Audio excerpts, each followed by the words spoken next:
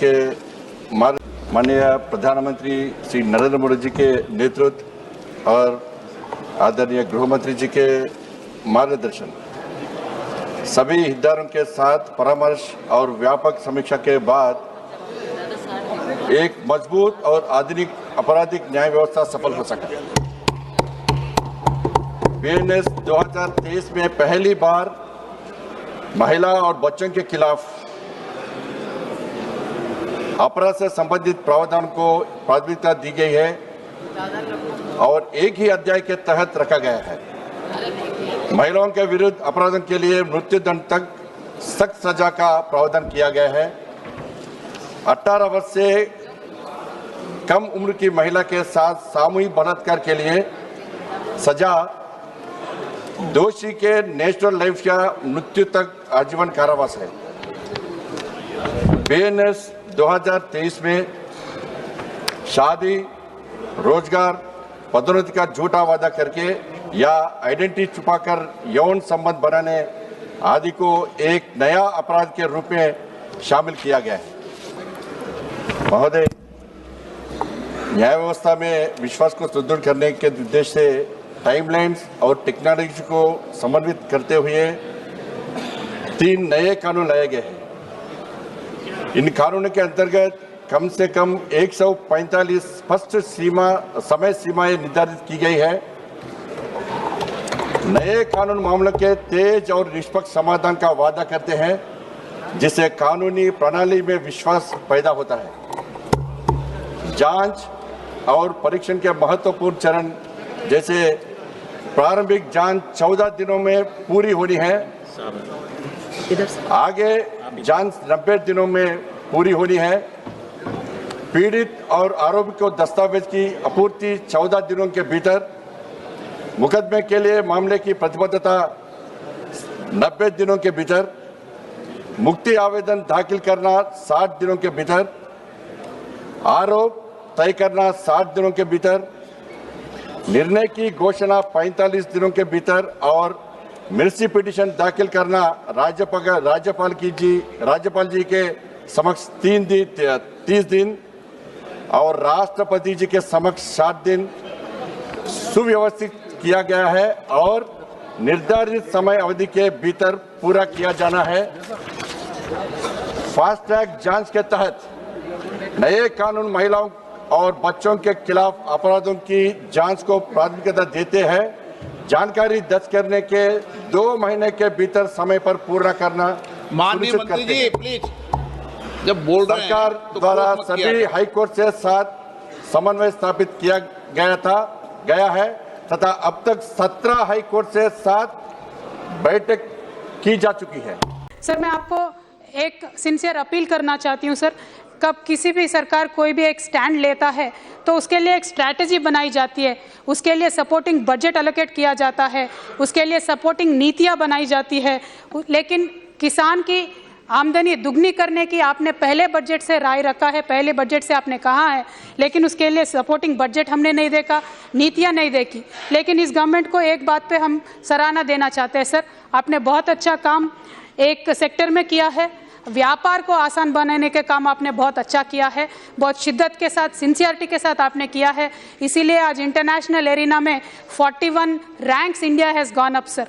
लेकिन आपको मैं याद दिलाना चाहती हूँ, व्यापार को आसान बनाने के लिए आपने जो अप्रोच लिया है उसमें आपने एक स्ट्रैटेजी बनाई, फिर आपने इनकम टैक्स का रिलैक्सेशन किया, फिर आप जीएसटी लेके आए, फिर आप स्टेट के साथ मिलके काम किया, जीएसटी का एक काउंसिल बनाया, तब जाके ये आपको रिजल्ट आया है कि 41 रैंक्स इंडिया ऊपर गई है।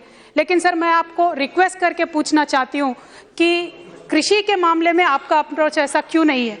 इसी सदन में व्यापार को आसान बनाने के लिए हम सब ने मिलके 31 बिल सर 31 बिल्स हमने पास किए हैं पिछले 4 सालों में, लेकिन कृषि के संबंधित जो बिल्स है सिर्फ 2 बिल हमने इस सदन में 4 सालों में पास किए हैं सर। और मैं आपको याद दिलाना चाहती हूँ कि पेस्टिसाइड्स का बिल है सर 1968 में बना है, पेंडिंग है, अभी तक पेंडिंग है, उसको इस सरकार ने टच नहीं किया। 2004 में वो बिल आया था, लैप्स भी हो गया सर, उसको आप पास करिए।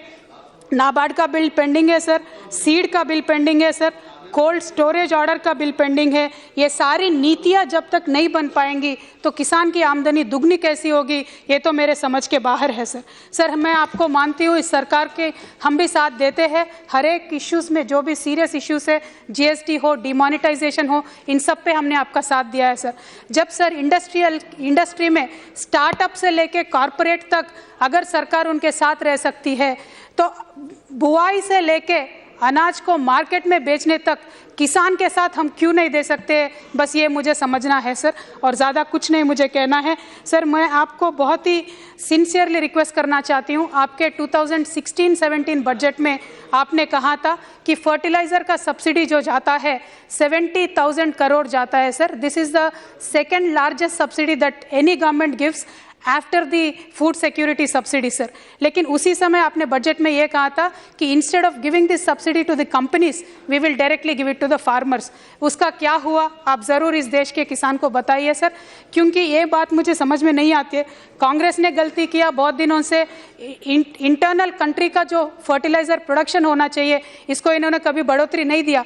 लेकिन जब बीजेपी का सरकार आया आपने क्यों फर्टिलाइज़र कंपनी नए अपने देश में खोले सर, ये बात मुझे समझ में नहीं आई। क्योंकि किसान का आज तक बहुत ही महत्वपूर्ण मुद्दा है सर। 2 मिनट का वक्त दीजिए सर।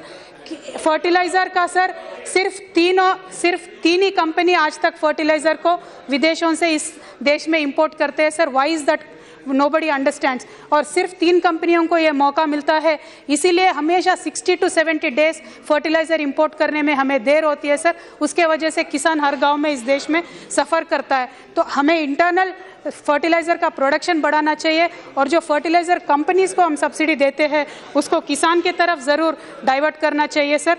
और एक बात आपके ध्यान में मैं लाना चाहती हूँ सर, सिंचाई का जितने भी हमारे देश में जो कल्टिवेबल लैंड है उसमें सिर्फ 51% का इरिगेशन फैसिलिटीज़ है सर। लेकिन फिर भी आज तक इस सरकार ने पिछले 5 सालों के इस साल के बजट को लेके देखेंगे तो सिर्फ 35,000 करोड़ आपने सिंचाई के पानी के लिए दिया है सर। अगर किसान की आमदनी को दुगनी करनी है तो उसको सिंचाई का तो हमें प्रावधान देना पड़ेगा सर। हमारा राज्य जैसा है, कालेश्वरम करके एक बहुत बड़ा प्रोजेक्ट हम बना रहे हैं सर। नेशनल प्रोजेक्ट के लिए भी हमने काफ़ी बार आपसे रिक्वेस्ट किया है। अगर central government directly project implement नहीं कर सकती है सर तो स्टेट गवर्नमेंट का साथ तो आपको ज़रूर देना पड़ेगा सर। और एक बात मुझे काइंडली आपको याद दिलाना है सर, हमारे प्रधानमंत्री जी हमेशा बोलते हैं 1 बूंद पानी से ज़्यादा कल्टिवेशन करना है, यानी माइक्रो इरिगेशन को सपोर्ट करना है। लेकिन इस केंद्र सरकार सिर्फ 35% माइक्रो इरिगेशन पे सब्सिडी देती है सर। लेकिन आज जहां जितने भी हमारे सांसद बैठे आप सभी जानते हैं ये 35% का subsidy sir 1.5 year 2 years late किसान को पहुंचता है, जिसके वजह से उसको कोई लाभ नहीं होता है। लेकिन हमारे जैसे राज्य है सर जो 100